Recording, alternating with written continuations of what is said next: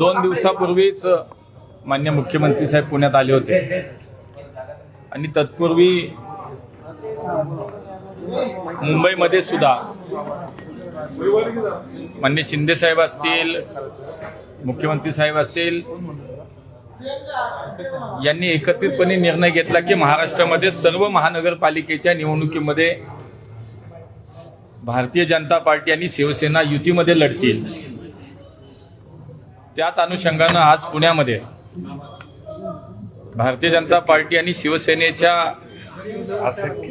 काही प्रमुख मंडळी आम्ही आज एकत्र बसलो आणि युतीच्या संदर्भात प्राथमिक चर्चा आज झाली। यापूर्वी झालेल्या सुद्धा पत्रकार परिषदेमध्ये मी हे सांगितलं होतं की पुण्यामध्ये महापालिकेच्या निवडणुकीसाठी आम्ही एकत्रितपणे लढणार आहोत। माननीय मुख्यमंत्री देवेंद्रजींनी तशा सूचनाही आम्हाला दिल्या होत्या आणि त्यामुळे राज्याच्या नेतृत्वाचा जो काही निर्णय आहे देवेंद्रजी आहेत, शिंदे साहेब आहेत, यांनी जो काही निर्णय घेतला तो निर्णय आम्हा सगळ्यांसाठीच, भारतीय जनता पार्टी असेल, शिवसेनेचे पदाधिकारी नेते असतील, सगळ्यांसाठीच तो निर्णय आम्हाला लागू होतो आणि त्यामुळे आज एक चांगली चर्चा झाली। युतीमध्ये पुण्यामध्ये लढताना शेवटी राज्यातल्या नेत्यांचं एकमत झालंय, एका विचारानं हा निर्णय झाला। त्यामुळे पुण्याच्या आगामी निवडणुकीसाठी आम्ही सगळे भारतीय जनता पार्टीचे, शिवसेनेचे सगळे प्रमुख पदाधिकारी आज प्राथमिक जरी झाली असेल तर पुढच्या काही टप्प्यामध्ये बैठका होऊन त्याला अंतिम स्वरूप देण्यात येईल। त्यामुळे अत्यंत सकारात्मक अशी बैठक झाली आणि निश्चितपणे पुण्यामध्ये आम्ही युतीमध्ये लढणार। आकडे प्रस्ताव झालाय का? नाही, आज मी म्हणालो तसं आज प्राथमिक चर्चा झाली। काही नावं, काही प्रभाग, आकडे याच्यावरती निश्चितपणे चर्चा झाली, परंतु ती केवळ प्राथमिक होती। त्यामुळे आता प्रस्ताव जे येतील त्याच्यावरती चर्चा होईल आणि अजून 1-2 बैठका झाल्यानंतर जागेचं वाटप हे निश्चितपणे होईल। अण्णा, दंगेकरांना बॅन केलंय का बैठकीला? हा माझा विषय नाही, कारण मी भारतीय जनता पार्टीचा कार्यकर्ता आहे। त्यामुळे माझ्या पक्षाकडनं कोण यावं हे जेव्हा ठरलं तेव्हा आम्ही 4 जण आलो। हा शिवसेनेचा विषय, त्यामुळे शिवसेनेचे नेते सांगतील, त्यामुळे माझा काही तो विषय नाही। संख्या मोठी आहे, त्याच्यामुळे बंडखोरी होण्याची शक्यता मोठी आहे। तर उमेदवारी कधीपर्यंत घोषित करणार नाही, मुळामध्ये दोन्ही पक्षाकडे त्या प्रमाणामध्ये उमेदवारांची, इच्छुकांची संख्या निश्चितपणे भरपूर आहे।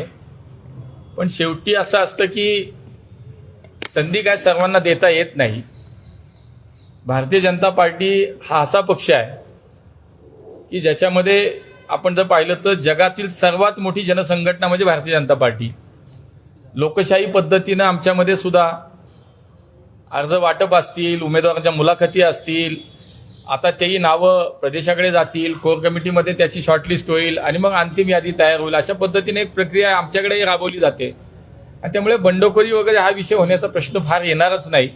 का तर शेवटी अशा निवडणुकांना आम्ही वारंवार सामोरं जातो, लोकसभा, विधानसभा, स्थानिक स्वराज्य संस्था। त्यामुळे ही नेहमीची प्रॅक्टिस आहे। आमचे कार्यकर्ते शेवटी इच्छुक असणं काहीच गैर नाही, अपेक्षा असणं कुठंच चुकीची नाही। कार्यकर्ता जेव्हा काम करतो तेव्हा स्वाभाविक त्याला वाटतं की मला कुठंतरी लोकप्रतिनिधी म्हणून मला पंचायत समिती असेल, जिल्हा परिषद असेल, महापालिका असेल, विधानसभा, लोकसभा कुठे ना कुठे मला संधी मिळाली पाहिजे। ही भावना काही चुकीची नाही, इच्छा काही चुकीची नाही। त्यामुळे सगळ्यांच्या आमची बाकी प्रक्रिया पूर्ण झाली आहे, एकत्रितपणे आम्ही लढलो। मला वाटत नाही कुठेही काही बंडखोरीची शक्यता नाही। आज शिवसेना, भारतीय जनता पार्टी आमची चर्चा झाली। पुढच्या काही दिवसात भारतीय जनता पार्टी आणि RPI आमची पण बैठक होणार आहे। मागच्या 2 दिवसापूर्वीच माननीय आठवले साहेब दिल्लीत भेट झाली माझी त्यांची आणि त्यावेळेला RPI सोबत सुद्धा पुढच्या काही दिवसात आमची बैठक होणार आहे आणि त्यांच्यासोबत सुद्धा आमची युती आधीच होती, ती युती कायम राहणार। पक्ष प्रवेशाबद्दल काय, कारण की गेल्या 2 दिवसांपासून पुण्यातले मोठे प्रवेश अपेक्षित आहेत, याला साधारण मुहूर्त कधी लागणार? नाही बघा, ही निवडणूक आता सुरू झाली, जसं जसं वेळ पुढे जाईल, काय निर्णय घ्यायचे, काय नाही घ्यायचे, पक्षात कुणाला घ्यायचंय का, नाही घ्यायचंय का, आमच्या कार्यकर्त्यांचं काय म्हणणं आहे, पक्ष नेतृत्वाचा काय विचार आहे, हा सगळ्याचा विचार करून तो निर्णय घेतला जाईल. पण आता तरी काय तुर्तास तो विचार नाही. पुढच्या काही दिवसामध्ये जर काही लोकांना घ्यायचं असेल तर ते माननीय पक्ष नेतृत्व आमचं जे आहे मुंबईतलं ते निश्चित उद्या होणार आहे की नाही मुंबईत? नाही. मी तुम्हाला सांगितलं ना, आमचं पक्ष नेतृत्व ठरवेल त्या दिवशी त्या वेळेला होईल. गरज लागली तरच हे पक्षप्रवेश होतील असं काही आहे का? असं नाही. हे बघा, आम्ही कुठली निवडणूक लढवण्यासाठी कुणाला पक्षात निवडणुकीसाठी कोणी म्हणालं की आम्हाला निवडणूक लढण्यासाठी यायचंय तर नाही. आज पक्षामध्ये या आमच्याकडे एक सिस्टीम आहे. प्रवेश दिल्यानंतर सुद्धा शेवटी तिथे निवडून येण्याची क्षमता कोणाची आहे याचा विचार केला जाईल. त्यामुळे एकदा पक्षात प्रवेश दिला तो भारतीय जनता पार्टीचाच कार्यकर्ता होतो.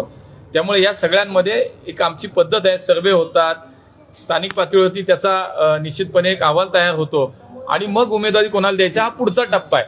तेव्हा प्रवेश घेतल्यानंतर लगेच तिकीट दिलं असा कुठलाही अर्थ त्याच्यामध्ये काढू नये.